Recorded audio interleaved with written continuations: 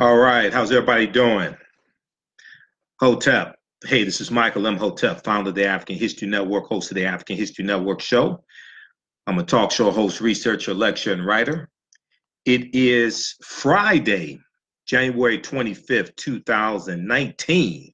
We made it to another Friday, and we are live. I wanted to broadcast earlier. I was having some problems with Zoom. I'm following these breaking news stories here. Roger Stone being indicted, longtime friend and advisor of Donald Trump. 14,000 IRS workers not showing up to work. Can't say I blame them. Delays from the Federal Aviation Administration, delays at four major um, airports.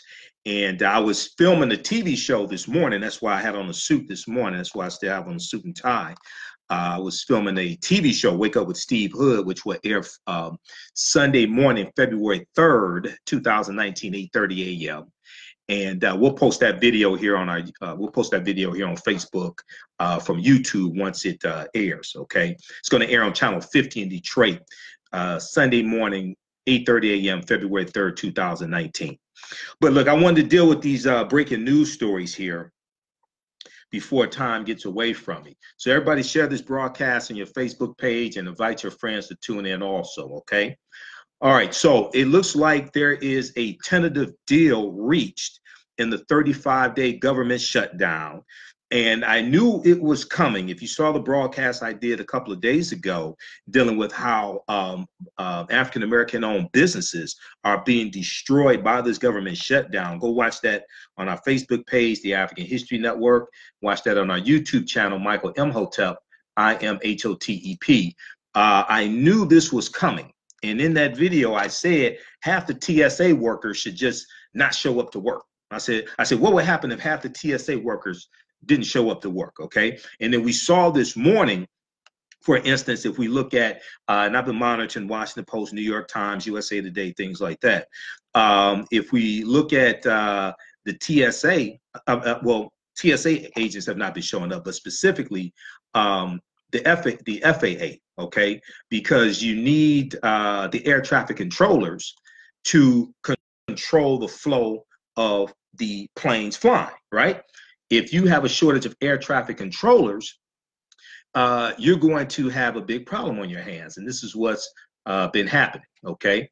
So if we look at this article, let me share this quickly here on my personal page. Everybody share this broadcast on your Facebook pages and invite your friends to tune in also, okay?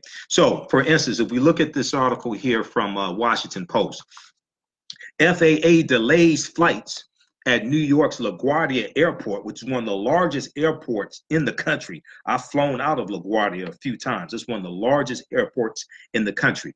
FAA, the Federal Aviation Administration, delays flights at New York's LaGuardia Airport, citing staffing shortages amid government shutdown. Now, all this is Donald Trump's fault. You have people who flights are being delayed, things like this. They're delayed getting to where they have to go. And also keep in mind, right? A lot of times people have connecting flights. So they're going to miss their connecting flight because this flight here is delayed, okay? So all this is Trump's fault, okay? Majority of it. And then the other part of it falls on Senator Mitch McConnell, who delayed a number of bills that passed the House of Representatives. He would not take a vote on them. Yesterday, Thursday, January 24th, we know there were two bills that failed, and the Democratic bill got more Republican votes in the U.S. Senate than the Republican bill in the U.S. Senate. Imagine that. But federal officials temporarily restricted flights Friday into and out of New York's LaGuardia Airport, another example of the toll that the partial government shutdown in its 35th day is taking on the nation's airports. All right. Now, African-American business owners, hey, be sure to post the name of your business here on the thread of the broadcast. We'll let you know how you can advertise with the African History Network as well. Email us at customer service at africanhistorynetwork.com, customer service at africanhistorynetwork.com also, okay? All right, so let's continue here. And, okay, let's go back to this article from the Washington Post, because I have a bunch of tabs open. Quote, we have experienced a slight increase in sick leave at 2 facilities, a spokesman for the Federal Aviation Administration said in a statement, quote, "We've mitigated the impact by augmenting staffing, rerouting traffic, and increasing spacing between aircraft when needed. The results have been minimal impacts to efficiency while maintaining consistent levels of safety in the national airspace system," end quote. Now, White House Press Secretary Sarah Huckabee Sanders, who loves to lie on behalf of Donald Trump, because that's basically what she does on a daily basis, said Friday that Donald Trump had been briefed on the situation. Quote, "We are in regular contact with officials at the Department of Transportation and the FAA," she said. Now, the National Air Traffic Controllers Association said on Friday, January 25th, 2019, the worker absences were not part of any coordinated effort. NATC does not condone or endorse any federal employees participating in or endorsing a coordinated activity that negatively affects the capacity of the national airspace system or other activities that undermine the professional image and reputation of the men and women we represent. This statement was given by Paul Rinaldi, who is the president of the National Air Traffic Controllers Association. Okay, nothing else matters except safety. Now, what we do know is that the air traffic controllers are not being paid. Some of them have turned to odd jobs. Some of them have turned to jobs like driving Uber and Lyft, things like this, to pay the bills, to make ends meet. Okay, and they may be too tired to come and work, or they may be working another job. Okay, so these are real consequences of this government shutdown. Now, it is illegal for the union's members to strike, a legacy that the 1981 standoff between workers and President Ronald Reagan, who fired 11,345 striking air traffic controllers. Many of you remember when that happened, if you're old enough to remember that. I remember that vaguely when it happened. I was about 10 years old when it happened. Okay, but I remember my dad talking about this. Ronald Reagan fired 11,345 striking air traffic controllers. Okay, now Friday's action by the Federal Aviation Administration is significant because it is the first time since the government shutdown began that there have been problems with staffing at air traffic control centers. The Transportation Security Administration, TSA, has struggled to keep security checkpoints operating at airports, but while those shortages may increase airport wait times, they do not affect how planes are managed once they are in the air. So TSA is over the security when you go through to get to the airport gates. The flow of traffic in the air, that's the FAA, Federal Aviation Administration, 2 government entities. So when I hear black people talk about, well, if we just have more businesses, this government shutdown wouldn't affect us, I'm like, I mean, do you understand the agencies that are impacted by this and what they do? Have you flown lately? I'm like, what are you talking about? Go back and watch the 2-hour, 11-minute broadcast I did. I did that on, what was that, the 23rd? Yeah, January 23rd. I started 11 a.m. January 23rd, and we finished about 1 a.m. on the 24th. Okay, and that's deals with black businesses are being destroyed by Trump's government shutdown. The patent office is closed that processes patent applications.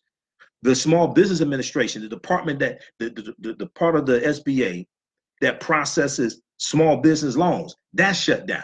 So your business loan can't be processed. This is having a big impact on many African-American owned businesses. And we know that African-American owned businesses make up 2% of businesses in the US, but 11.7% of federal contractors. And the federal contractors are not being paid.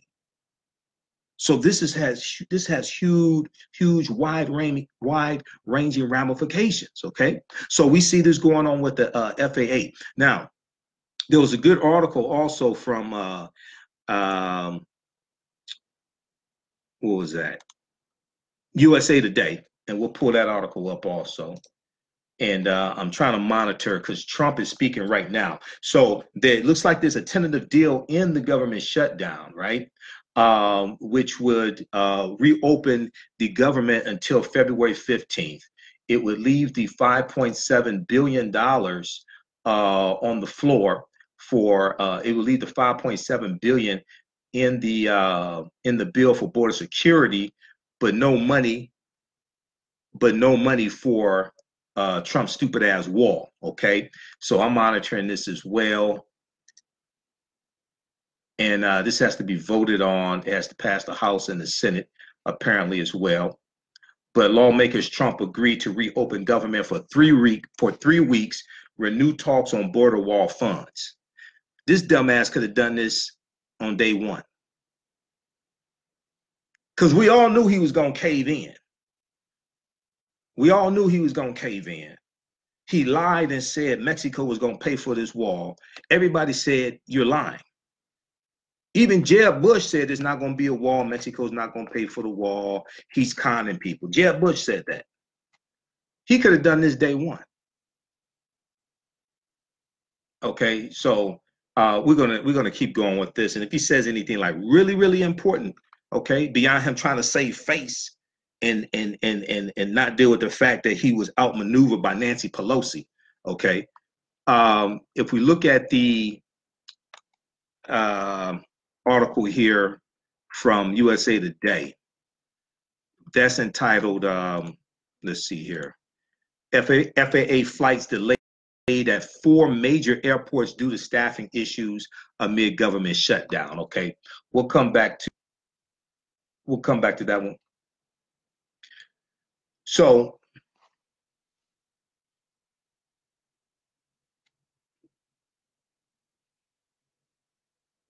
he says all government employees will see their back pay very quickly or as soon as possible.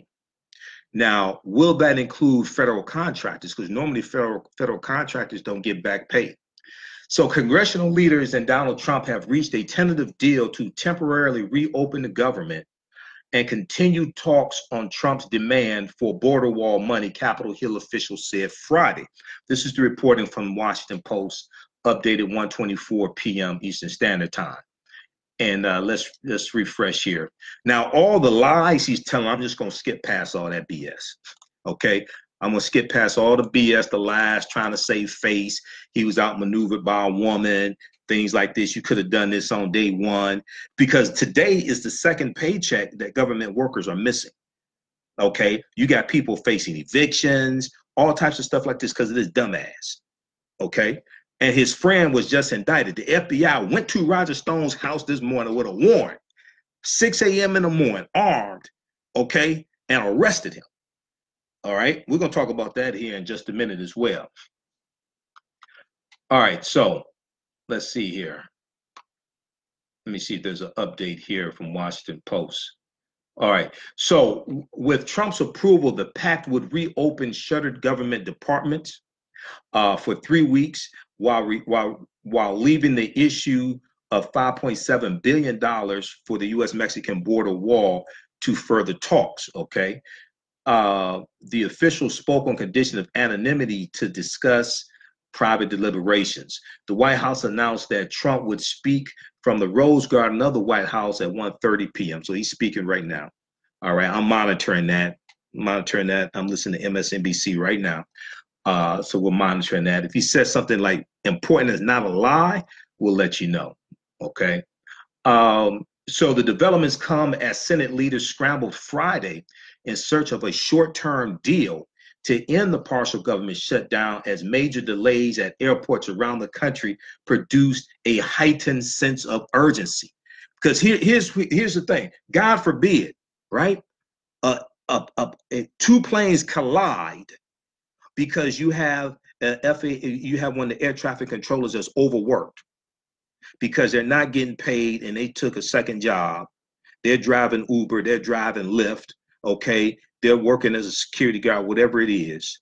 And see, when you study the regulations of the air traffic controllers, they can only work a certain number of hours within a 24-hour period of time. So if two planes had collided, because you had an overworked FAA agent, oh, all hell would have broken loose. Okay. All right. So let's look at this. So I'm monitoring Trump. He's BSing right now, so I'm gonna skip over all that stuff, right? So let's look at this article here dealing with the IRS. We know TSA agents have been calling off, and a lot of them have had to take side jobs, right? Because they're not getting paid. TSA agents, they make somewhere around $30,000, $32,000 a year. I reported a couple days ago, back on the 23rd when I did the broadcast, that the IRS was recalling 46,000 workers to handle tax returns because the tax returns were not being processed, right? Well, we see this morning, we see Washington Post reported this morning at least 14,000 unpaid IRS workers did not show up for work as broad shutdown disruption hits tax agency, according to House aides. Okay, now I can't say I blame them for not showing up, even though they would get back pay. They have bills hitting right now. They got to do other things to pay these bills, and they have to have money to put gas in their car to drive to work. At least 14,000 unpaid workers in the Internal Revenue Service Division, that includes tax processing and call centers, did not show up for work this week, despite orders to do so, according to two House aides, posing a challenge to the Trump administration's ability to minimize the damage from the government shutdown. The Trump administration ordered more than 30,000 employees back to work unpaid to prepare for the tax filing season, which is set to begin next week, okay? And this article just came out January 25th, Friday, January 25th, right? So when you have those tax returns delayed, that negatively impacts the economy, because the economy always gets a boost, right?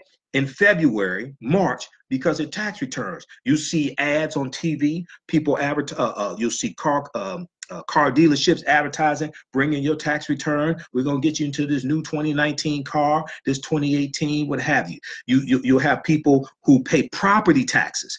When we were filming the TV show today, we were filming down at 400 Monroe Street in Greektown, in that office building. That's the International Building. Fifth floor, that's where the Wayne County Treasury's office is, okay? Because the first segment of the show, Eric Sabree, Wayne County Treasurer, who's African-American, he's interviewed by Steve Hood. It's on the Wake Up with Steve Hood show.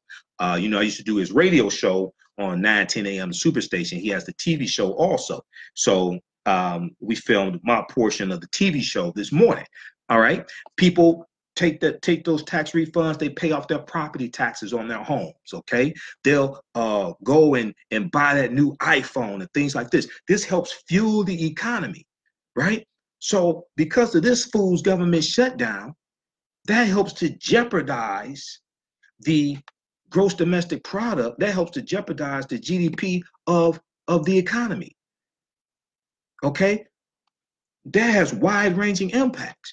A wide-ranging impact. So the Trump administration ordered more than 30,000 employees back to work unpaid to prepare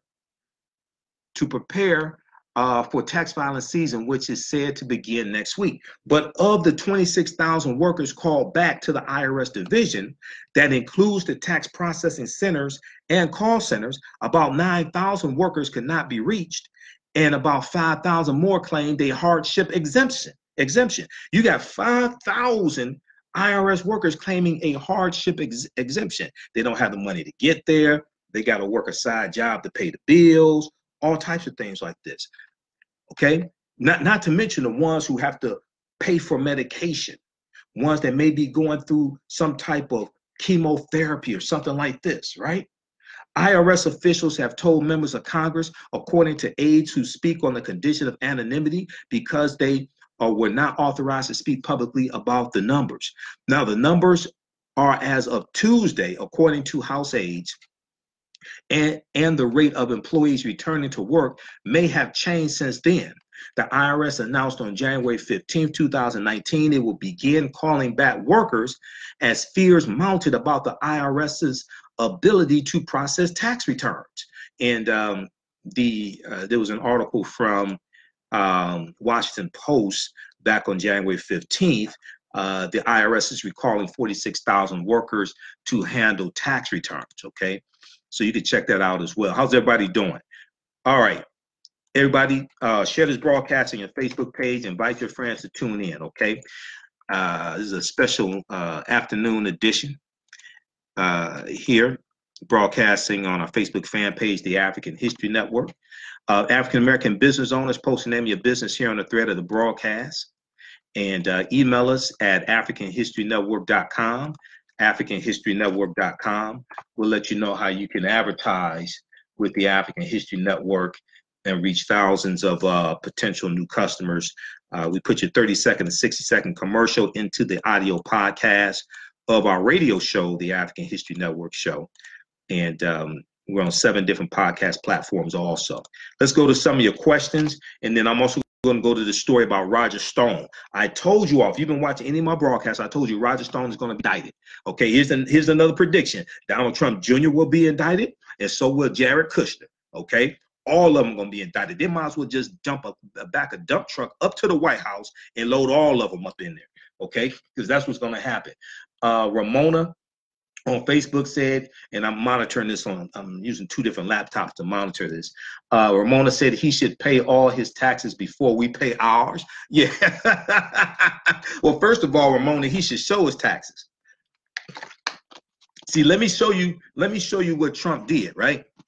So back in 2012, Donald Trump, back in 2012, when Mitt Romney was running for president, Donald Trump was on the sidelines, and he said Mitt Romney should show his taxes. He said if I was running for president, I would show my taxes, right?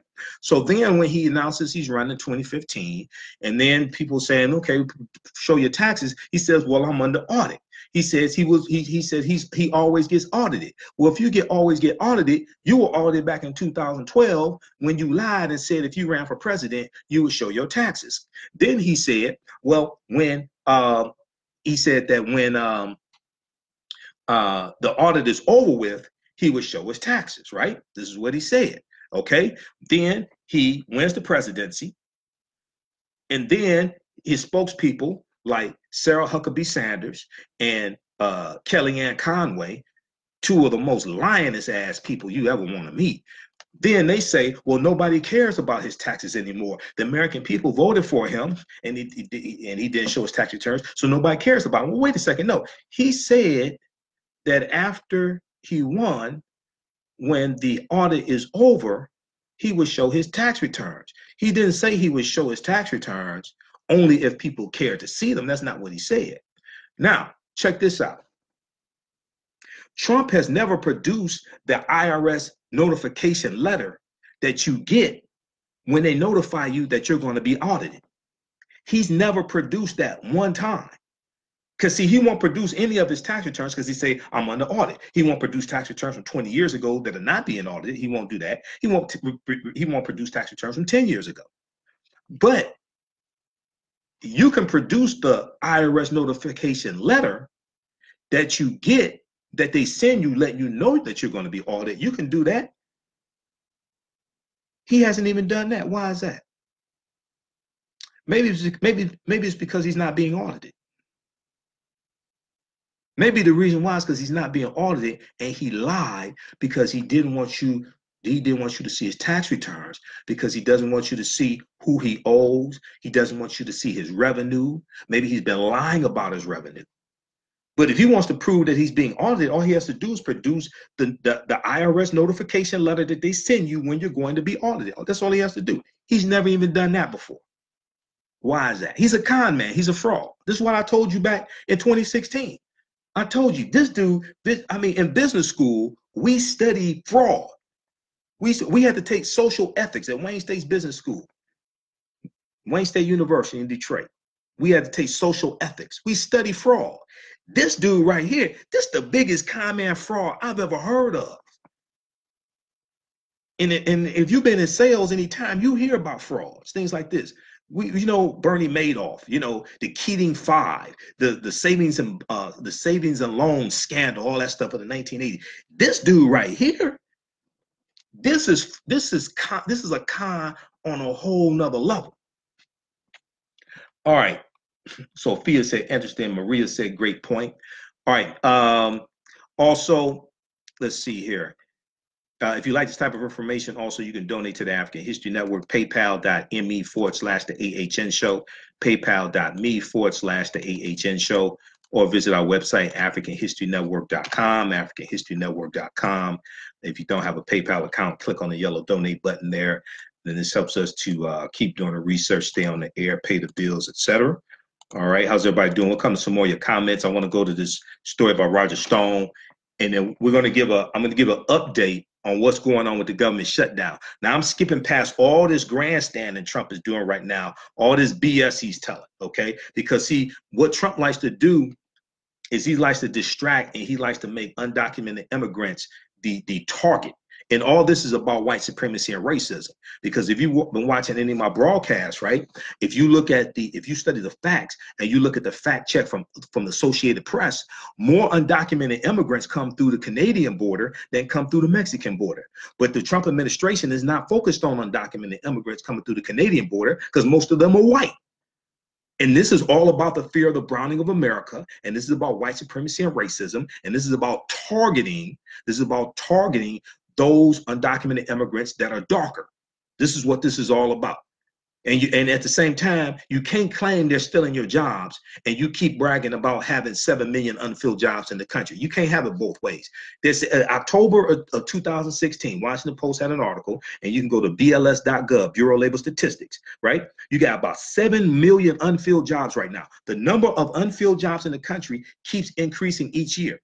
In about April of 2016 under President Obama, it was about 5.4 million unfilled jobs. It keeps growing each year, each month, okay? It's about 7 million now. You can't, on the one hand, have 7 million unfilled jobs, then on the other hand, target undocumented immigrants coming through the Mexican border, coming from Guatemala and Honduras and Mexico, and say they're stealing your jobs, while you keep bragging about a 3.8%, 3.9% unemployment rate and 7 million unfilled jobs, and at the same time, you have undocumented immigrants working at your golf course in New Jersey.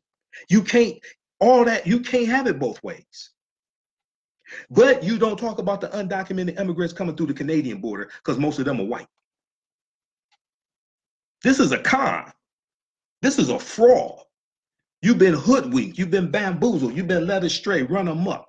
Okay, this is what I warned people about in 2016. Okay, so now he stopped lying. I mean, he stopped speaking. All right. Matthew said, lying 45's worshipers now supporting a wall. Mexico going to pay for mass insanity. Yeah. Okay, so I want to post this article. I want you to read this when we're done. This is a fact check from the Associated Press, okay? Because I monitor about 35 different news sources on a daily basis. I have thousands of articles, but I want you to look at this because, see, most undocumented immigrants don't run across the Mexican border, okay? They come here legally and they overstay their visas, okay? That's what happens. Trump ain't talking about that. He wants people to think that they're just running across the border and they're bringing drugs with them, things like this. Most of the drugs come through legal ports of entry, not people running into the country illegally. Most of them come through legal ports of entry, either through the Mexican border or the Canadian border, okay? And they also are coming through tunnels that are dug underneath the ground connecting Mexico to the U.S. And the wall don't have anything to do with the tunnels. So all this is dealing with a fear that by 2043 or 2045, there will be no one, white people will not be the dominant majority population. There will be no one majority population, okay? And there's a fear is that some white, not all white people, there's a fear that some white people have of this. And this is a fear of the browning of America. This is why Trump and the Trump administration, and you have Stephen Miller, who's a white supremacist, who's crafting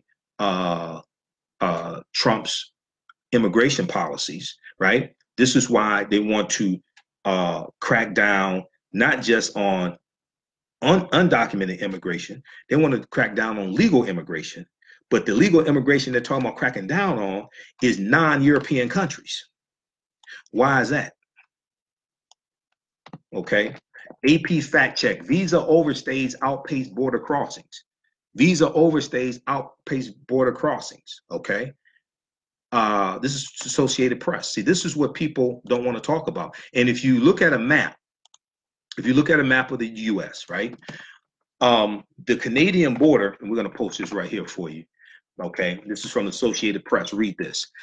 The Canadian border runs all across the northern United States. So I live in Detroit. I live about 4 minutes away from the Canadian border. Canadian border is not just here, Detroit. Look at a map. Google U.S. Canadian border and look at a map. Canadian border goes all across northern U.S. More undocumented immigrants are coming through the Canadian border, but Trump is not talking about building a wall at the Canadian border. He's not talking about drugs coming through the Canadian border. He's not talking about undocumented immigrants. He's not talking about criminals coming through the Canadian border. There were more terrorists caught them coming through the Canadian border, 41, compared to 6 coming through the Mexican border. So why isn't he talking about building a wall on the Canadian border? This is all about white supremacy and racism. That's what this is about. Immigrants are overstaying their visas, Cerise said. Yeah, that's what the majority, that's where the majority of the undocumented immigrants come from. Visa overstays.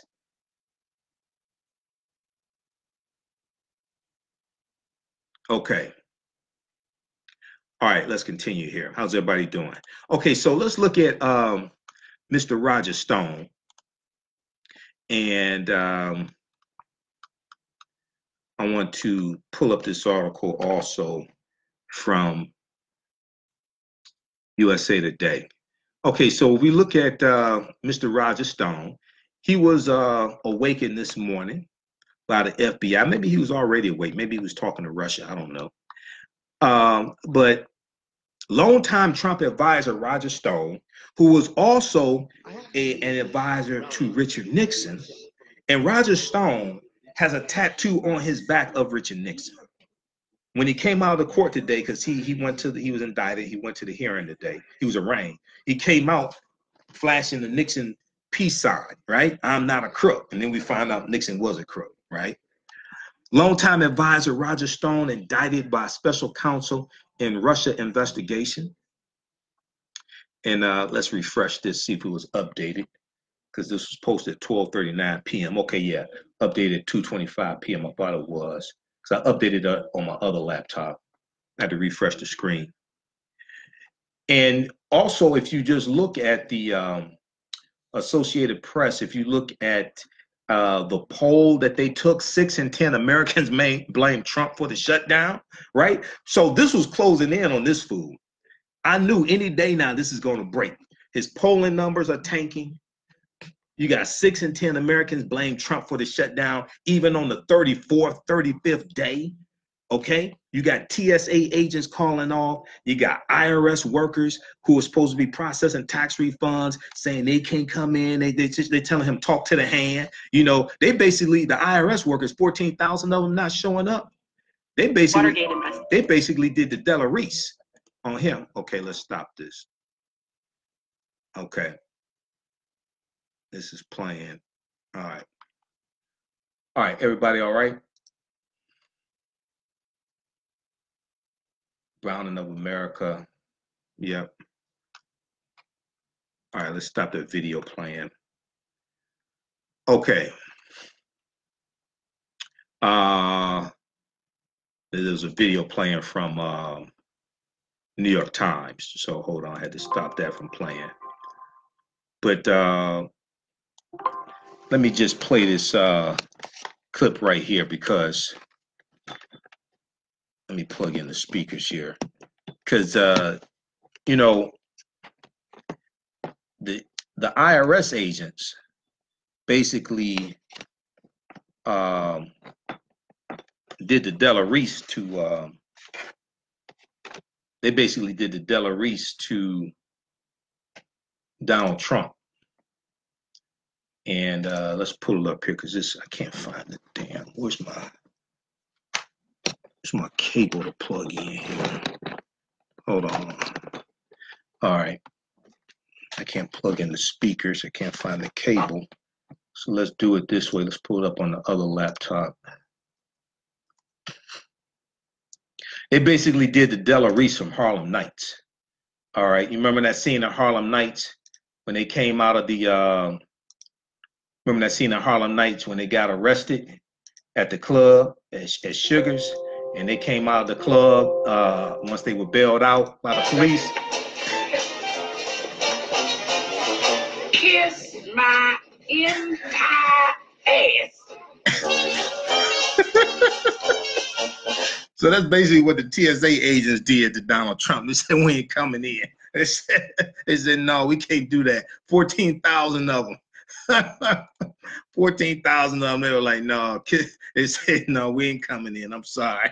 They said, I have to pay the bills. I got to work for Uber, work for Lyft, you know, work at my cousin's cleaners, like Eddie Murphy said when the FBI agent, when the Secret Service agent didn't jump in front of Ronald Reagan when the assassination attempt said, he said, look, man, he said, I'm gonna go work at my cousin's cleaners. He said, I ain't gonna keep doing this. All right, that's basically what happened. They did the Della Reese. I can't say I blame them. You know, I mean, everybody wants their tax returns, but hell, I can't say I blame them. You know, they have bills too. All right, so let's look at what happened to Mr. Stone this morning. Longtime Trump advisor Roger Stone indicted by special counsel in Russia investigation. Okay, and then we're going to go back to letting the information update on the shutdown and what happens. And Congress needs to vote on this also, basically, from my understanding. So we'll come back to that in just a minute. Okay. All right, so Roger Stone, a longtime friend of Donald Trump, was arrested Friday morning by the FBI in Florida on charges that he lied and tried to tamper with a witness to hide his efforts to learn about releases of Democrats' hacked emails during the 2016 presidential campaign. Okay, most of these people going to prison. And I'm telling you right now, most of them going to prison. Roger Stone may be holding out for a presidential pardon. Okay. If he gets a pardon, number one, the presidential pardon is admission of guilt, number one. Okay. Number two, I don't know if there'll be any state charges that states attorney generals can bring him up on. I don't know. But Roger Stone was charged by special counsel Robert S. Mueller III with 7 counts, including 1 count of obstruction of justice of an official proceeding, including 1 count of obstruction of justice of an official proceeding, 5 counts of false statements, and 1 count of witness tampering. Okay, 5 counts of false statements, which means lying, 1 count of witness tampering, 1 count of obstruction of justice. Now, after the early morning arrest at his home, Roger Stone appeared briefly in federal court in Fort Lauderdale, Florida, wearing a blue polo shirt, jeans, and steel shackles on his wrists and ankles. The judge ordered him released on $250,000 bond. Now, he's asking for a donation. He's also asking for donations to pay for his legal fees, right? Now, here's what's going to happen. All of them said, just like Michael Cohen said, I'll take a bullet for Mr. Trump. I'm not going to flip. I'm not going to testify, right? Then when the hammer hits, what happens? They roll over. Same thing can happen with Roger Stone. They talk all big and bad, right? Before the hammer hits, before they realize how much time they're looking at. And then when he came out of the courthouse today, I was watching it live on MSNBC. He came out of the courthouse today, and one of the NBC, MSNBC reporters asked him about the charges, and Roger Stone said he had not had a chance to read the indictment. He had not had a chance to read it. Let him wait till he reads it. So in charging Roger Stone, Robert Mueller has struck deep inside Trump's inner circle, charging a friend of the president in the ongoing investigation of Russian interference in the 2016 election. The indictment charges Roger Stone sought to gather information about hacked Democratic emails at the direction of an unidentified senior Trump campaign official. Okay, and this is crucial. The indictment said that Roger Stone was directed by an unidentified senior Trump campaign official and then engaged in extensive efforts to keep secret the details of those efforts. So it's a 24-page indictment, and it goes further than Robert S. Mueller ever has toward answering the core question of his probe. Did Donald Trump or those close to him conspire with the Kremlin, conspire with Russia? The indictment notes that prior to Roger Stone's alleged actions in the summer of 2016, the Democratic National Committee already announced it had been hacked by Russian government operatives. That's true, implying Roger Stone must have known that, okay? And if you read, there were 4 cybersecurity companies that the Democratic National Committee hired to investigate the hacking to find out who was behind it. The first one was CrowdStrike. And another one, it may have been the second one, another one was called Fidelis. Go Google the CrowdStrike report and the Fidelis report, because I read both of them. I read those back in 2016 before the election. And they identified 2 groups of Russian hackers tied to Russian intelligence that hacked the Democratic National Committee. This is before like all the other information came out.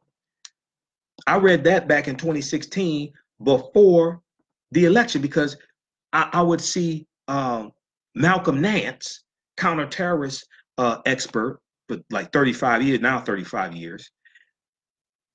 And he wrote a book, The Plot to Hack America. Okay. And he knows more about this than most people. And I would hear him talk about the CrowdStrike report and the Fidelis report, but especially the CrowdStrike report.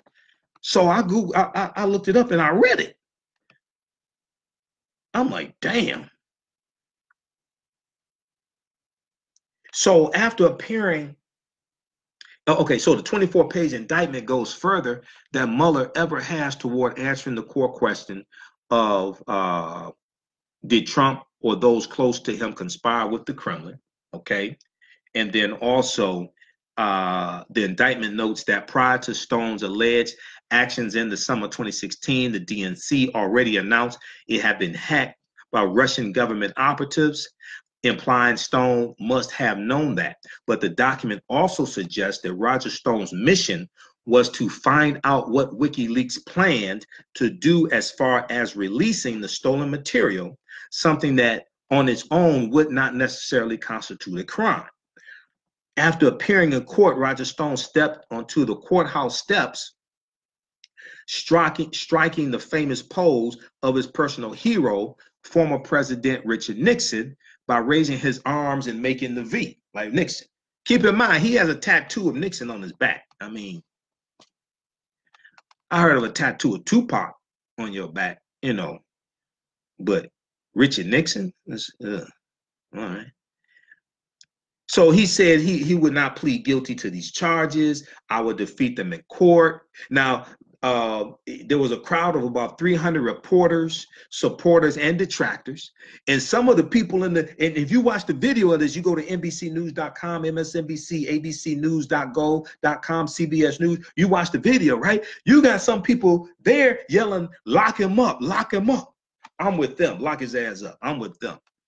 Come on, lock all those criminals need to be locked up, all right? And there was some supporters of him there as well. I don't know why they're supporting him. He said, quote, "There's no circumstances whatsoever under which I will bear false witness against the president, nor will I make up lies to ease the pressure on myself. I look forward to being fully and completely vindicated. I will not testify against the president because I would have to bear false witness," end quote. What if you just tell the truth? See, he didn't say I'm just going to tell the truth. about what happened. Notice that. Because I watched it. He didn't say, I'm just going to tell the truth about what happened. That's not, no. He said, I'm not going to bear false witness. Well, ain't nobody asking you to bear false witness. They just want you to tell the truth. So inside the courthouse, Roger Stone told the Washington Post he and the president, quote, never discussed any of these matters, end quote. He insisted he played no intermediary role between the campaign and the anti-secrecy group WikiLeaks, which published the hacked emails, and denied that any campaign official asked him to reach out to the group, as Robert Mueller has alleged. Prosecutors, he said, quote, obviously think I'm the OG, but I'm not. Original gangster, yeah, okay. And Stone, this is what he said. They obviously think I'm the OG, but I'm not. Okay, well, that's the way you act like you the man. Now, with Roger Stone's indictment, Robert S. Mueller III has struck deep inside Donald Trump's inner circle, charging a long-standing friend of Trump in the special counsel's ongoing investigation of Russian interference in the 2016 election. The court filing charges Roger Stone sought to gather information about hacked emails at the direction of an unidentified senior Trump campaign official, and then engaged in extensive efforts to keep secret the details of the efforts. All right. Now, Trump tweeted, greatest witch hunt in the history of our country. He didn't say Mueller is finding witches. He didn't say that. But he said, greatest witch hunt in the history of our country. No collusion. Border coyotes, drug dealers, and human traffickers are treated better. Okay, end quote, he said. Trump also suggested someone may have tipped off CNN to record video of the early morning arrest, though there were growing signs Thursday at the grand jury in Washington that Roger Stone could be charged soon. Okay.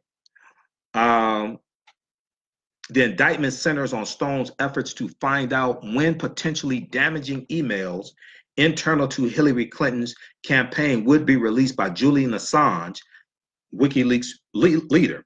U.S. officials say Russian intelligence agents hacked Democrats and their email accounts and then shared them with WikiLeaks, which publicized them during the election's final months. Now, what a lot of people don't talk about, and we found this out in January of 2017, is that the Russians also hacked the Republican National Convention. They hacked the RNC's email addresses, the email accounts, but they hacked old email domains that weren't being used anymore. Okay. This is what happened. So February 2017, about around February 10th, 2017, then FBI Director James Comey testified in front of Congress. CNN has an article, FBI's Comey, Republicans also hacked by Russia. So this is something that a lot of people don't know. I've been following this since the story broke in 2015. Okay. So these were old email domains that weren't being used, but there were still emails in the account. Thoughtful about what I say in an open setting, but there was evidence that there was hacking directed at state level organizations, state level campaigns, and the RNC, but old domains of the RNC, that is email domains that they were no longer using, and the information was harvested from there, but it was old stuff. None of that was released.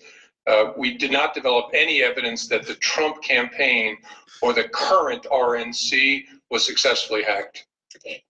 Does the ICC's conclusion that the Russians sought to assist President-elect Trump's campaign depend upon an assessment then that the Russians covertly collected information and so from primarily Democratic sources, but some Republican sources as well, but only chose to release the derogatory information from Democratic sources. That's correct. So now that was Senator Susan Collins. Then FBI Director James Comey, hopefully you all can hear that. Let me know if you can hear it. Then FBI Director James Comey testified in front of the U.S. Senate. This was January 2017. That Russian hackers also successfully hacked old email accounts from the RNC and took information from that as well. They released information from the emails from the Democrats, didn't release information from the emails from the Republicans. That's a tactic, because you show the Republicans, if you don't do what we say, this is what's going to happen to you. We'll release these emails. You use that as leverage. If there was incriminating information in those emails, just because they're old domain email addresses that are not being used does not mean there's not incriminating information. I think you probably had some, which would explain why you have some of these Republicans who are bending over backwards to try to protect Trump. Because Russia could very well have leverage on them as well, based upon what's in those emails. This is something that's not being talked about. Okay? Can you all, were you all able to hear that on Facebook? Levita said he mentioned Marcus Garvey's name. Well, that was months ago. So he was asked, Roger Stone was asked at the press conference after he was indicted if he was seeking a presidential pardon. He said the only person he has sought a presidential pardon for was Marcus Garvey. Go check my YouTube channel. I did a broadcast months ago when that story came out about Roger Stone saying that he may ask Donald Trump for a presidential pardon for Marcus Garvey.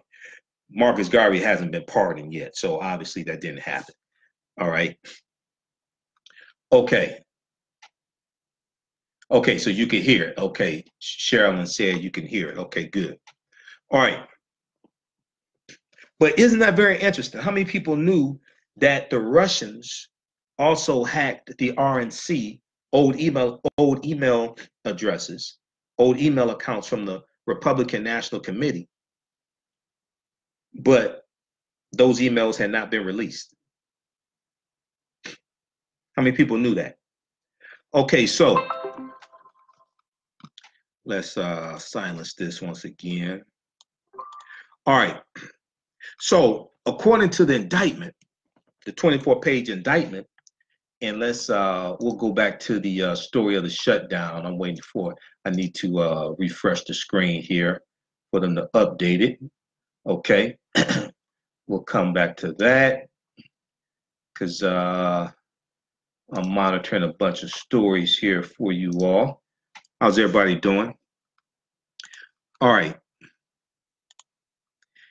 Then also visit our website, AfricanHistoryNetwork.com, AfricanHistoryNetwork.com. All of my DVD lectures are there. We have a weekend sale. We have the 8 digital download, the Black Panther 8 digital download bundle pack. You get 3 of my lectures dealing with the film Black Panther and 5 other presentations. It's on sale $30, regularly $80.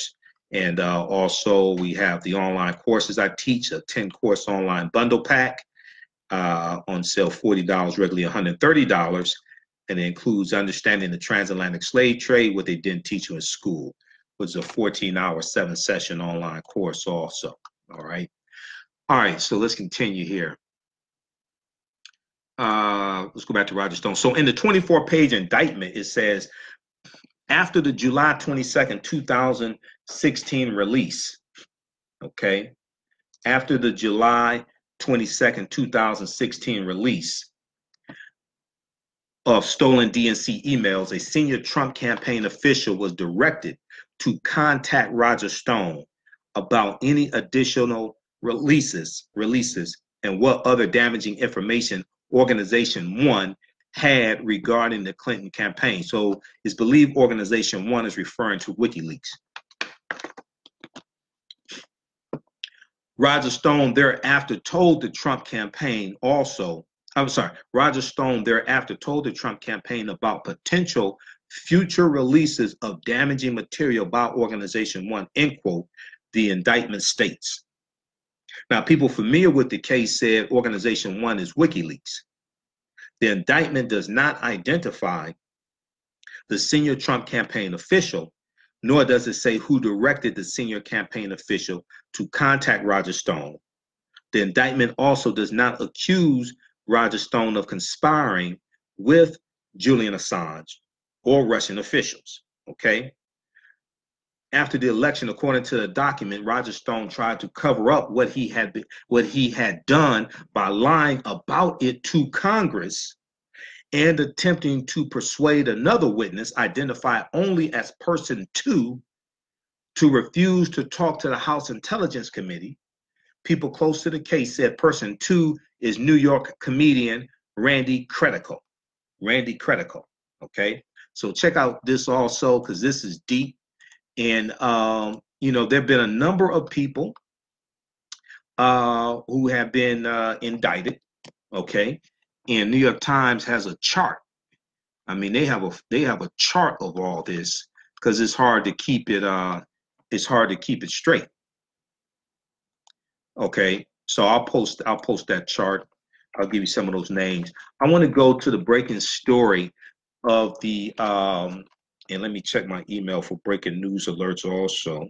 So when I used to do midday radio, 10 a.m. to 1 p.m., you know, that's a busy time because you're during the news cycle. You have breaking stories. So I would have to check my phone for emails for breaking stories.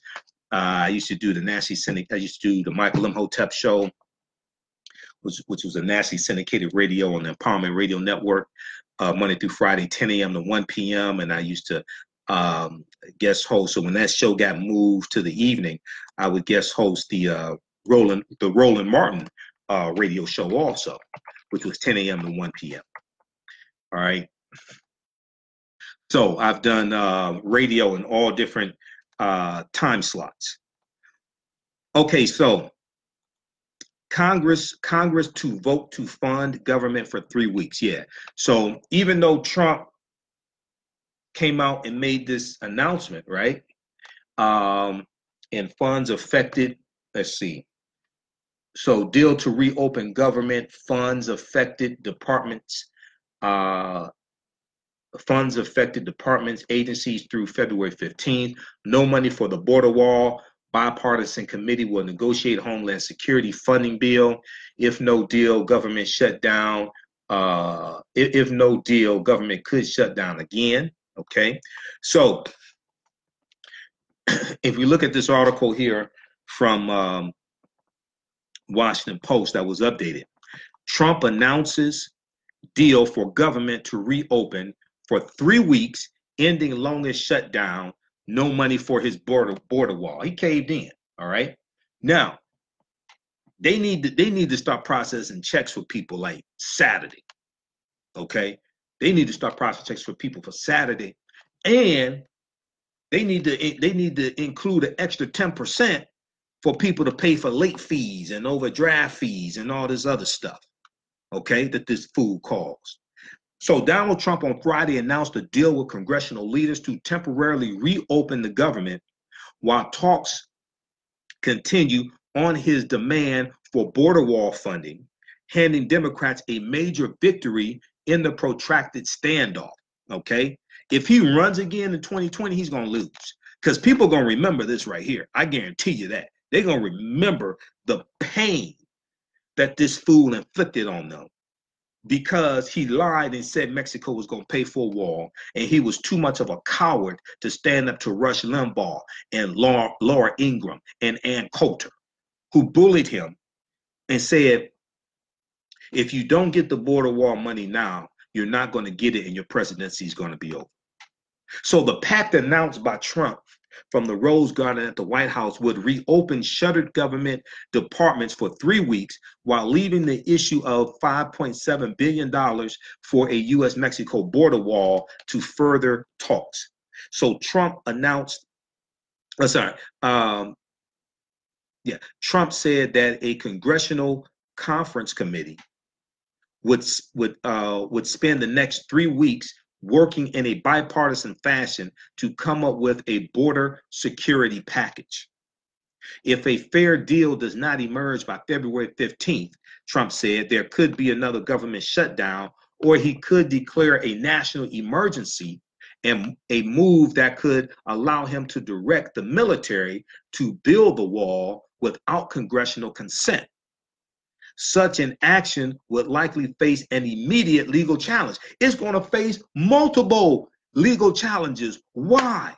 Because to build this fake ass wall that he's been lying about, they're going to have to take people's homes through eminent domain. They're going to have to take people's land, take people's farms through eminent domain. And those people will file lawsuits, and those lawsuits will go on for years. Washington Post had an article that talked about this, okay? And they talked about how some lawsuits involving eminent domain have gone on for years. I'm going to try to pull up this article for you because people don't understand this. This is more than just a chant, build the wall, build the wall. This is more than just a chant, okay? Let me see, what was that under?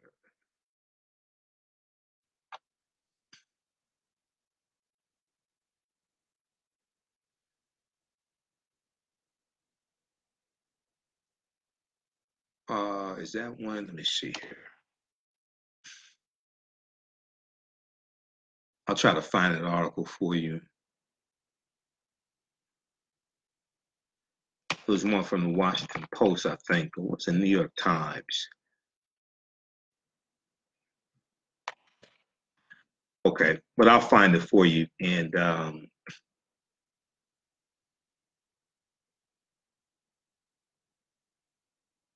I'll find it for you. I may have to post it after the broadcast. But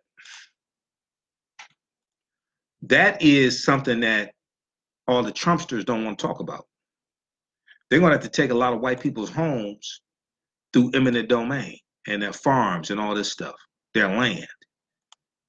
Those lawsuits, so you can't on the one hand claim that this is an emergency at the border and you need to hurry up and get the money to build this wall. First of all, it's going to take 2 or 3 years to build the wall. And that's just a 500-mile wall. That's not a 2,000-mile wall, okay? Number two is going to be delayed because of the lawsuits.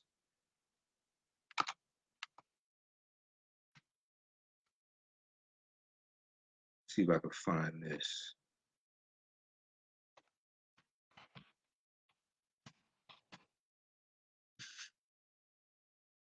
I have to find an article later. I had it bookmarked, and I don't know where it is. But yeah, that's an aspect of the border wall that's not talked about.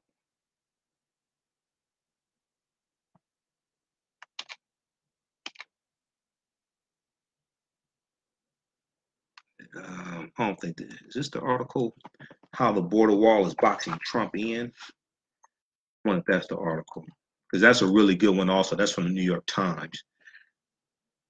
I read the New York Times and Washington Post every day, along with a bunch of other news sources. Is this it? I'm gonna post this one for you also, so you have this one, because this is a really good article as well. How the border crisis is, how the border wall is boxing Trump in. Oh, this article here deals with how, going back to 2014, the border wall and build the wall, that was a mnemonic device created by some of Donald Trump's campaign advisors like Sam Nunberg and Roger Stone. And that was designed to get him to remember to talk about illegal immigration, undocumented immigrants. It wasn't supposed to be a physical wall. That's what that article reveals. The whole build the wall thing was not supposed to be a physical wall. It was a mnemonic device, a memory technique to get him to remember to talk about undocumented immigrants, because he doesn't like to read. He doesn't like to read from a teleprompter. He doesn't like to read, period. Okay, that's what that article is about.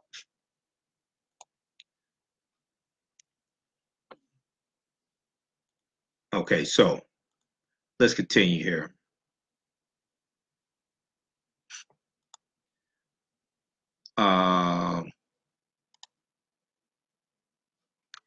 All right. Okay, so if a fair deal does not emerge by February 15th, Trump said there could be another government shutdown, or he could declare a national emergency, a move that could allow him to direct the military to build the wall without congressional consent. Such an action would likely face an immediate legal challenge. Trump at the Rose Garden press conference today said, quote, "No border security plan can never work without a physical barrier. It just doesn't happen." Okay, Trump said in his remark, which he dwelled on his arguments for making good on his marquee campaign promise of a wall at the Mexican border. So since the December 22nd start of this partial government shutdown, Trump had insisted that Democrats must relent to his demand for wall funding before he would allow the government to reopen. House Speaker Nancy Pelosi had insisted on no negotiations until the shutdown ended. Trump said he was asking Senate Majority Leader Mitch McConnell to put legislation on the floor immediately to implement the deal. In his remarks, Trump called federal workers incredible patriots. As the shutdown stretched into the 35th day on Friday, about 800,000 government workers missed a second paycheck. Today was the second paycheck that they missed. Trump's announcement came as major delays at airports around the country produce a heightened sense of urgency, okay, as we talked about. The impetus to reach a solution had clearly increased among lawmakers of both parties in recent days as the mushrooming effects of the shutdown have become more apparent. This included reports Friday of significant delays at key airports in the Northeast because of absences of unpaid air traffic controllers that could multiply across the country at other airports. Federal officials temporarily restricted flights into and out of New York's LaGuardia Airport, while travelers were grounded for extended periods of time in other cities, including Newark, New Jersey, and Philadelphia, Pennsylvania. The shutdown was also creating a strain on the IRS. At least 14,000 unpaid workers in the IRS division that includes tax processing and call centers did not show up for work this week, despite orders to do so, according to two House aides. So we talked about that, okay? So we'll post this article here as well. Washington Post, Trump announces deal for government to reopen for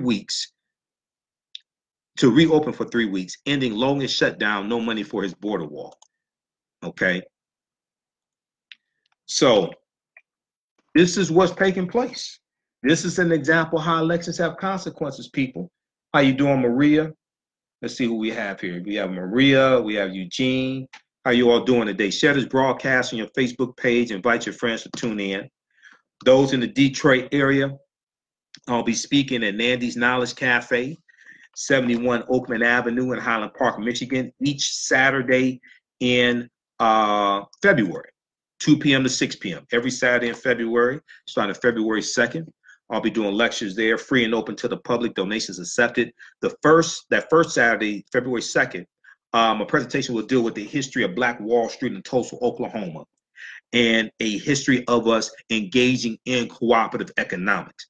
We have a long, rich history of entrepreneurship. We have a long, rich history of engaging in cooperative economics also. And these were principles we brought with us from Africa. Okay, so we'll have more information about that. We'll have it at our website, AfricanHistoryNetwork.com. Let me go to some more of your comments here. And then also, you can order my DVD lectures. We have them in bundle packs at our website, AfricanHistoryNetwork.com. We have the online courses as well. We have the digital downloads. We have the 8 digital download bundle pack, the Black Panther 8 digital download bundle pack as well. We'll post that information here also. All right, so let's Maria. Okay, Maria said, right. Gregory said, Mike, do you think all of this will spur a relook at the Electoral College? It can spur a relook at the Electoral College, but first of all, we have to understand the process of amending the U.S. Constitution. You have to vote. So you can look at the Electoral College all you want, but to amend the U.S. Constitution, a bill has to pass, a bill has to be written, it has to gain a sponsor, has to come out of committee. Bills usually start in the House of Representatives, although they can start in the U.S. Senate.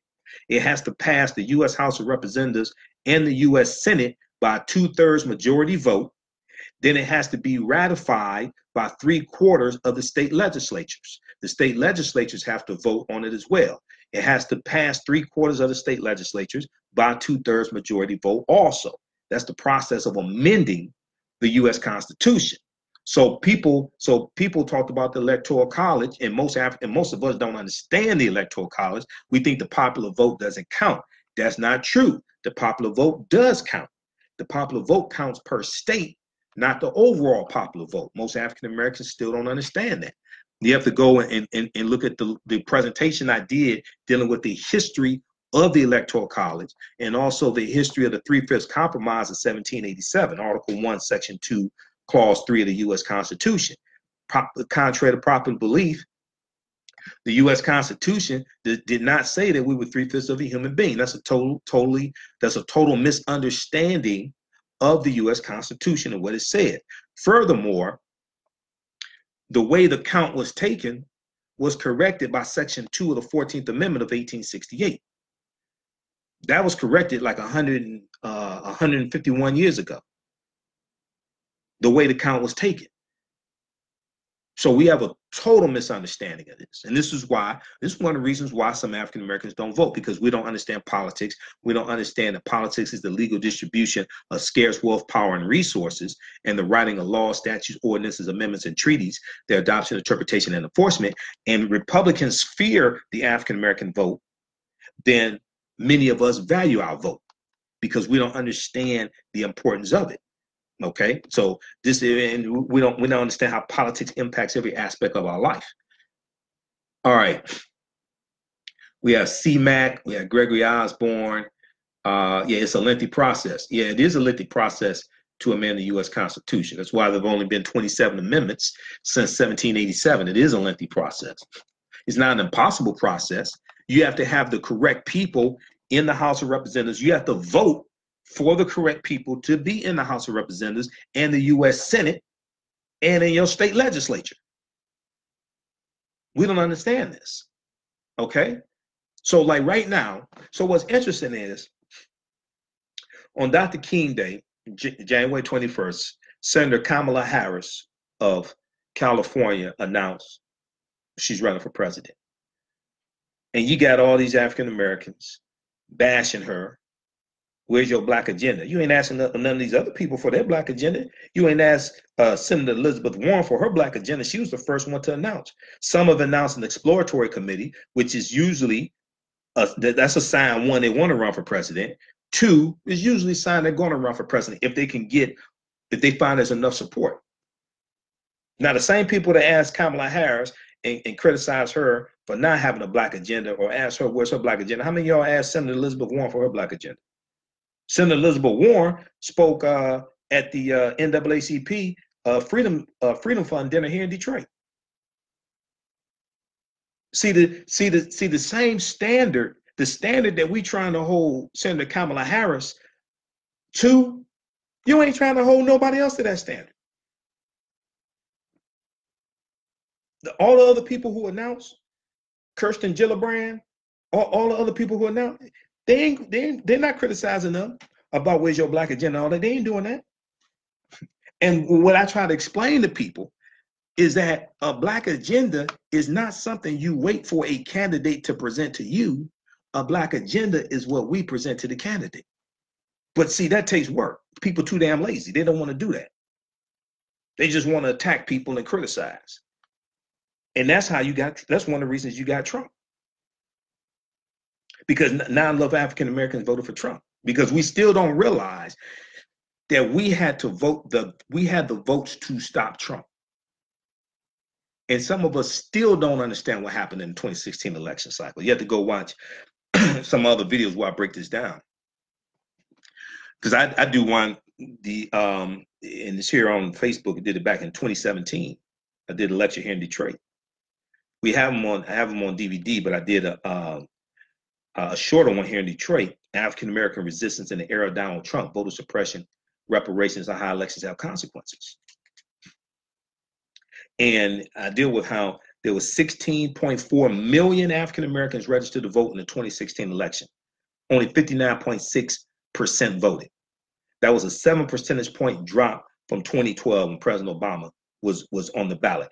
If African Americans voted at the same percentage in 2016 that we voted in 2012, Trump would not be president right now.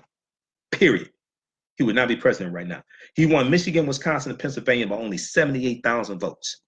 16.4 million African Americans registered to vote. Only 59.6% voted. That's something like about 9.5 million. But we kept listening to people telling us our vote didn't count. We're only 13, 14% of the population. Your vote doesn't matter. Now, where are those Negroes now? We still haven't figured it out. We have more power than these people who keep telling us we don't have power. We have more power. But see, the goal, so what happens is these people who tell you don't vote and these people who want to tell you your vote doesn't matter, they want to keep telling you that so they maintain their position. They maintain their following. Because if you realize that they're lying to you, you stop listening to them. So for them to maintain their platform, they have to lie to you and hope you can't figure this out. All right, let's see. L. Diesel said, because we've been taught to support our oppressors. Well, when you vote, we should be voting based upon our interests, not to support a candidate. We have it backwards. It's not about the candidate, it's about us, it's about our issues. And that's why we have to study the policies and see whose policies are going to best impact us, whose policies best line up with our issues. Now, if you don't have an agenda, you don't understand the issues, then you just vote based upon name recognition. And we must engage in political self-defense. This is why we have to understand what was accomplished the previous election cycle, what policies were put in place that we need to protect. Because most African Americans vote transactionally.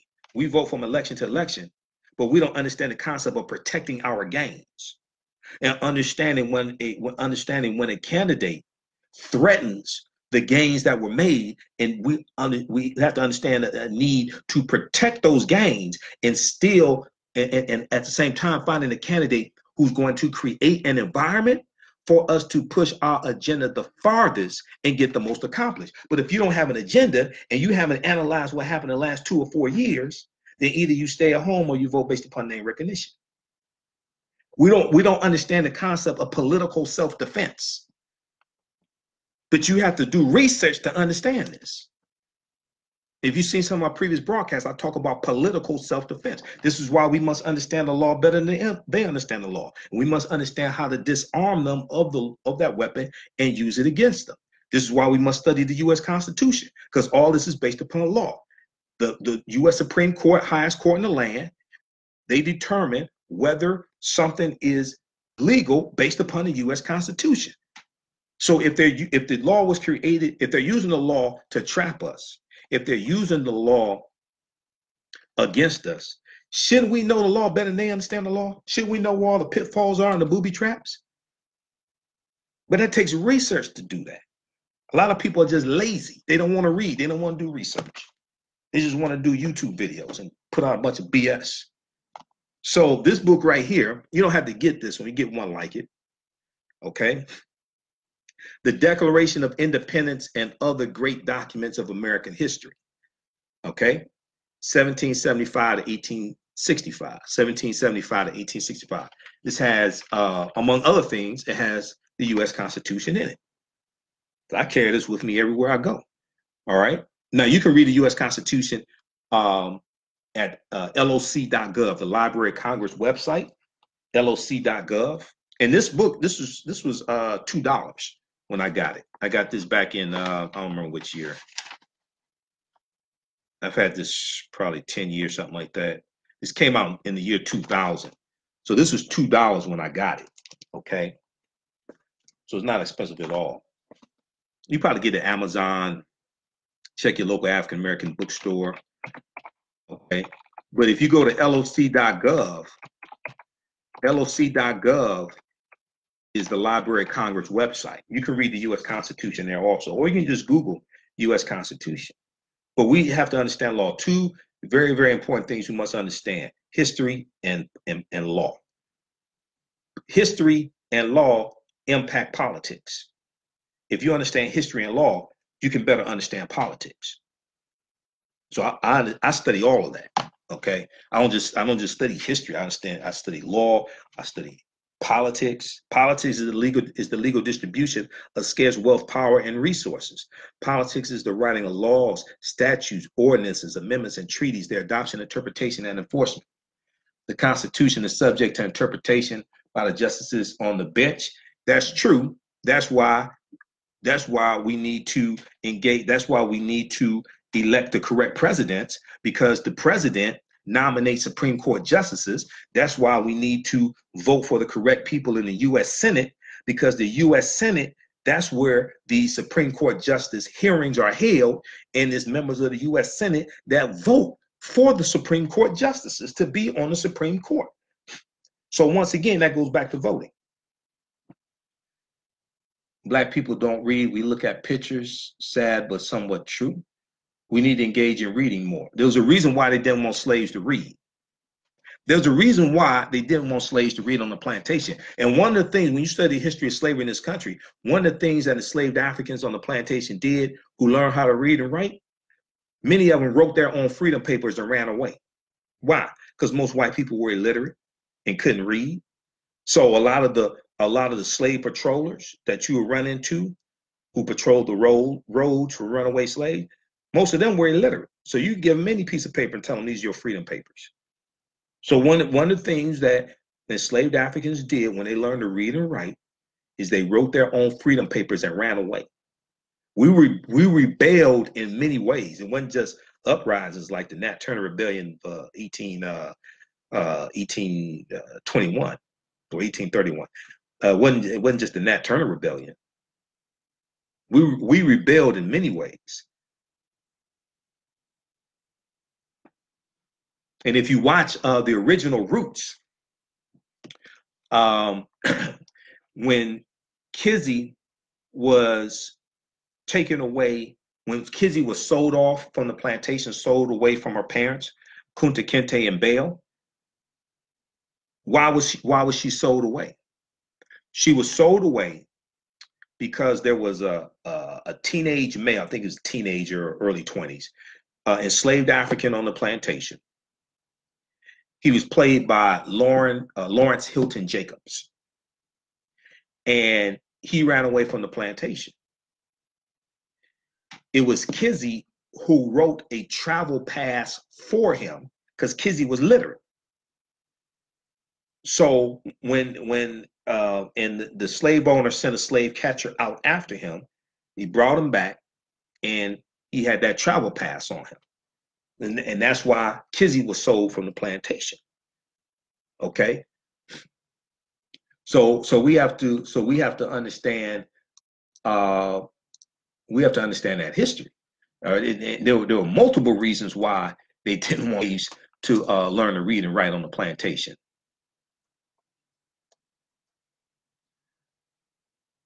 All right. Yes, 1831, the Nat Turner Rebellion. Okay, so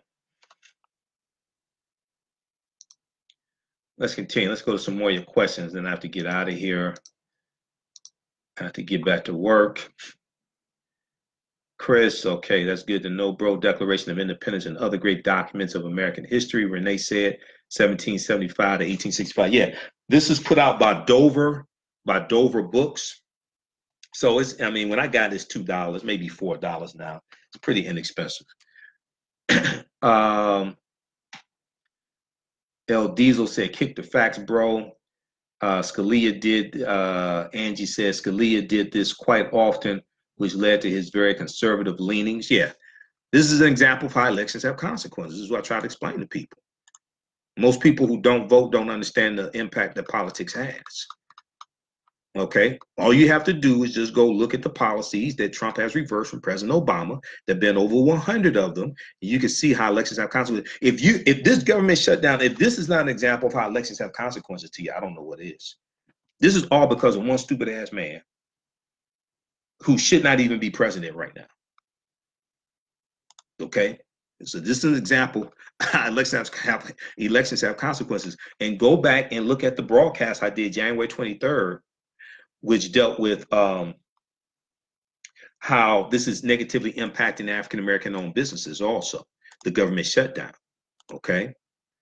All right, so African-American owned businesses, hey, post the name of your business here on the thread of the broadcast. Email us at customerservice@africanhistorynetwork.com, customerservice@africanhistorynetwork.com. We'll let you know how you can advertise with the African History Network. We can get you up and running today, okay? Special promotion, first month is 50% off also. All right. And we're on 7 different podcast platforms. We're on Stitcher, because we're back on Stitcher, Blog Talk Radio, iTunes, Castbox, FM Player. We take your 30-second to 60-second commercial that you record, or we will record one for you. And we put it into the audio podcast of our shows, of our broadcasts. Each episode, we get thousands of listeners across the country. And this is a great way for you to reach new potential customers as well, okay? Then also we have our online courses that I teach. They're all on demand. We have a 10-course online bundle pack, which includes Ancient Kemet, the Moors, and the Ma'afa, understanding the transatlantic slave trade, what they didn't teach you in school. That's a 14-hour, 7-session online course that I teach. It's on sale right now, $40, regularly $130, okay? We have a weekend sale on that, so take advantage of that. And it's all at also, we posted a link here, but it's also at our website, africanhistorynetwork.com, africanhistorynetwork.com.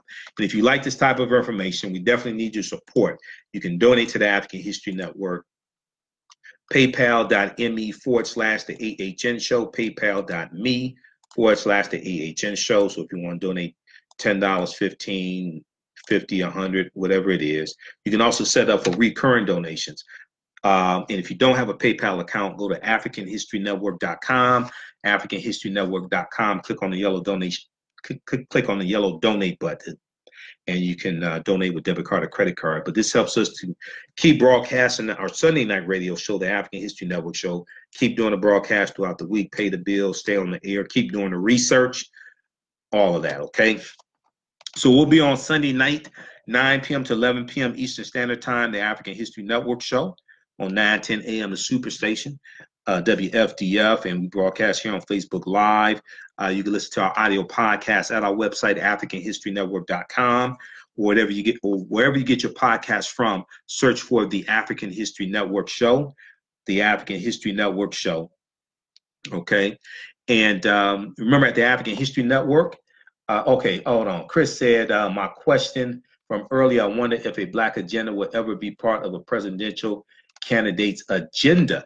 It doesn't have to be called a Black agenda. It can be called an urban platform. It can be called an urban agenda. Now, this is the 125-page agenda that the Congressional Black Caucus put together called We Have a Lot to Lose. Mine is a little beat up. I need to get it printed up again. We have a lot to lose. We have a lot to lose. Solutions to advance Black families in the 21st century, okay? Now, Kamala Harris should at least have this, maybe as a starter. May not be complete, maybe other things added to it. But this is what the CBC put together and presented to Donald Trump, okay? And I know she just announced it. I don't even know she even has a website up. Hell, I don't know. But once again, the Black agenda is what we present to the candidate. But when they have it on their website, it doesn't have to be called a Black agenda. It can just be called an urban platform, what have you, okay? Because the blacker it looks, the more it's going to be challenged. And my thing is, you need to take, if you really want to get something accomplished, take Black off of it and just push the issues. Okay, because the main thing is to get something accomplished, not to call it whatever, not to have it named something. Is to get the policies actually in place.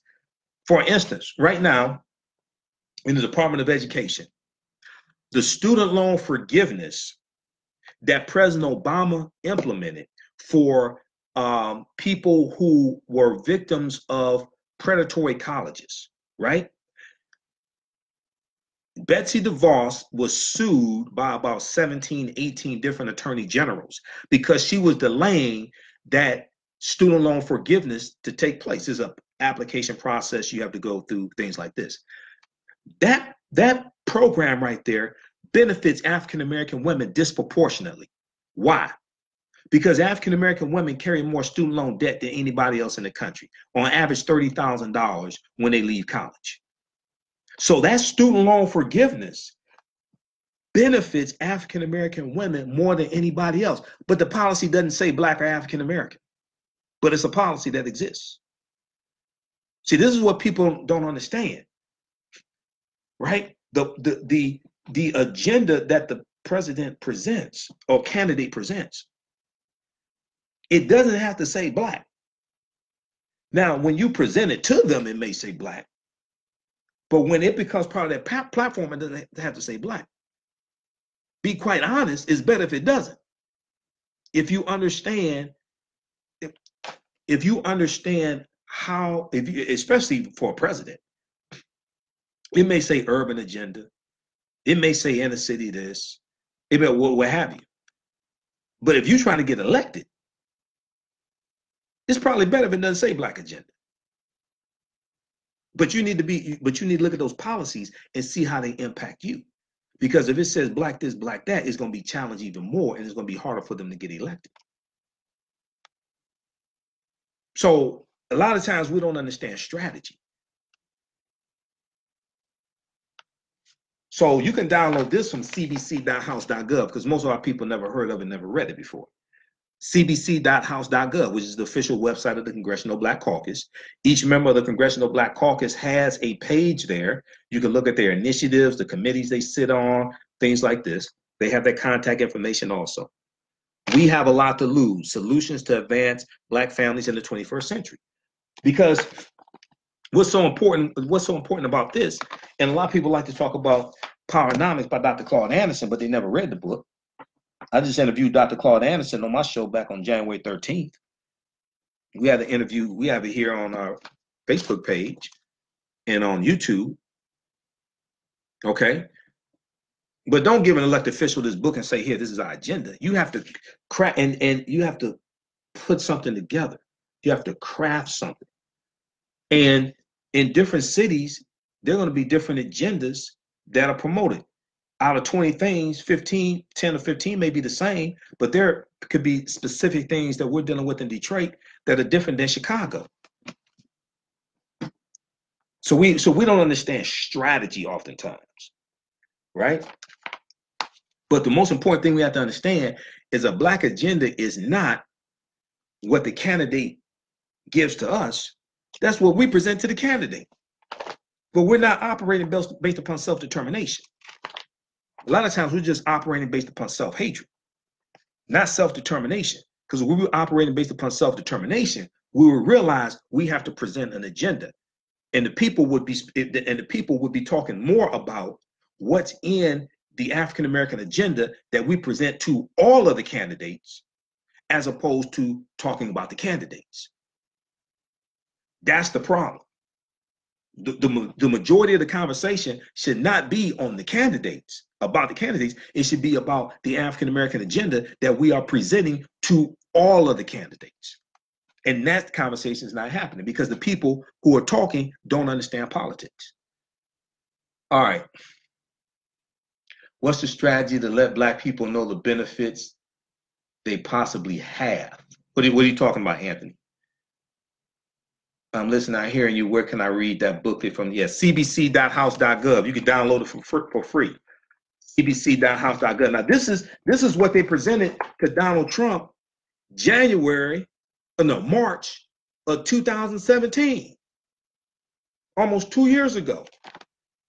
Who was there at the White House covering the meeting of the CBC executive leadership with the Trump administration? Roland Martin.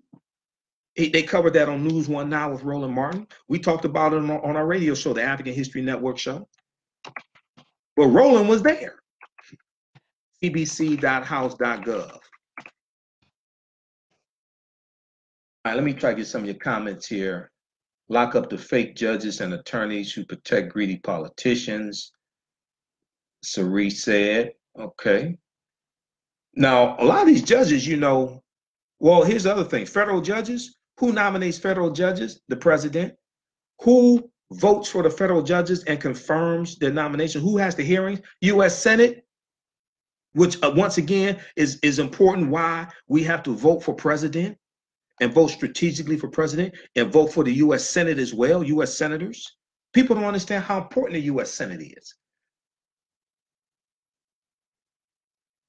All right, so follow us here on our Facebook fan page, the African History Network. Follow us on our YouTube channel, Michael Imhotep, because a lot of other people are not giving you this type of information. Renee Gregory Osborne, I'm not sure, but whatever it is, it helps more than anyone else. Okay. All right, and a lot of people think, and go listen to the interview I did with Dr. Claude Anderson. People think Dr. Claude Anderson is against voting. He's not against voting. He's talking about voting strategically and leveraging our economics to enforce our vote. We don't understand that. Because I hear people telling me about Dr. Claude Anderson. The hell, he just called me, 2 Tuesdays ago after I interviewed him. So he called me for advice. So Doc and I talk. He's not against voting. He's talking about voting strategically and getting something tangible for your vote. The other thing is we need to read the document, because most of us haven't read it. Progress of the African American community in the under the Obama administration. Because that lays out a lot of the policies from the Obama administration, how they positively impacted the African American community. Unfortunately, many of these are either under attack by Trump or being reversed by Trump. But most of these we don't even know exist. Where is that?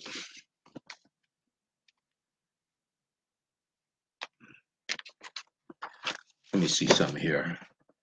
Let me do an update. Hold on just a second here.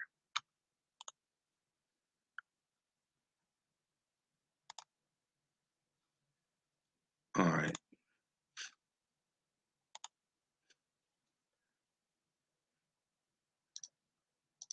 Just a second. I'm monitoring Washington Post and New York Times headlines.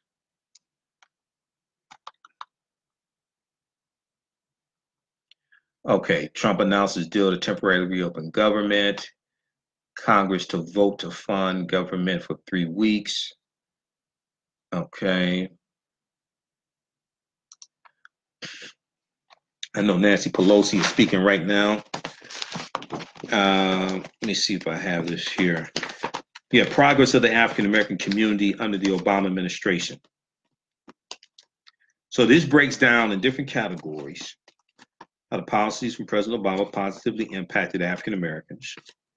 And at the same time, I find it interesting people don't want to talk about the $1.2 billion settlement he authorized to be paid to black farmers. That just totally gets left out of the equation.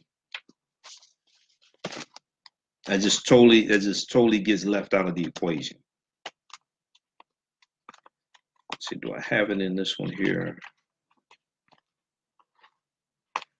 It's in one of my file folders. We'll post a link here also. That's at whitehouse.gov. Okay. Yeah, this right here.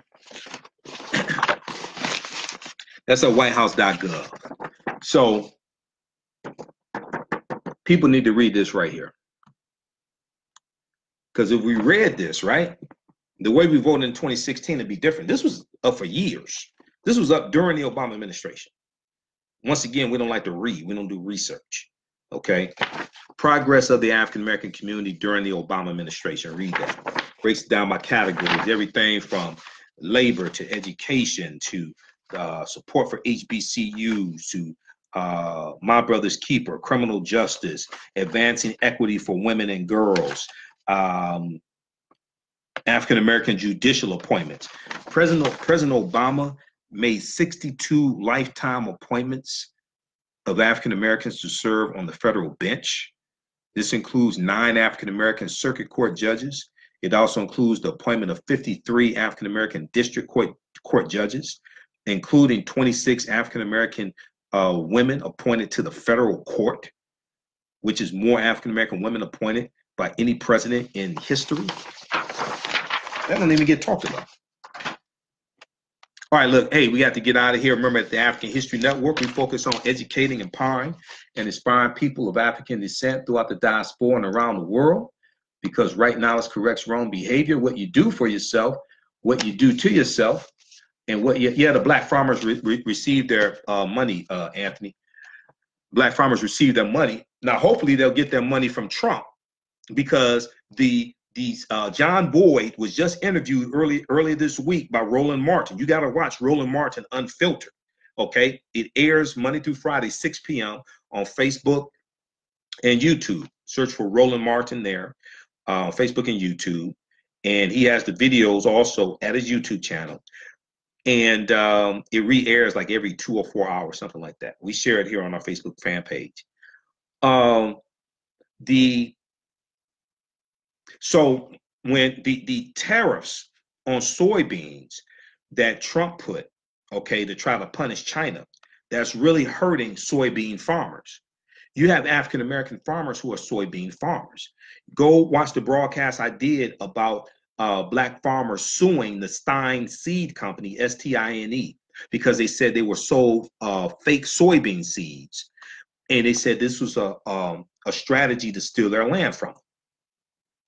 Well, they're also hurt by these tariffs. So then Trump set aside $12 billion to give aid to these farmers hurt by the tariffs. Those checks are held up by this government shutdown. So John Boyd, who's the president of the National Black Farmers Association, he was just interviewed by Roland Martin early this week on Roland's show. And John Boyd talked about this, okay? So this is an example of how politics impacts every aspect of our life. And people think that the people who think that, oh, we just have more black businesses, we wouldn't be impacted by government shutdown. That means you don't understand the departments that are impacted by the shutdown and how those departments impact business, because government regulates business. Policies regulate business entities, business industries. Business is not separate from politics, period. I don't care what you learn in business school. You get out in the real business world, that's BS. I taught entrepreneurship for 7 years. My degree is in business administration. I learned white business principles. You get out in the real world, half that stuff don't even work the way they teach you in business school.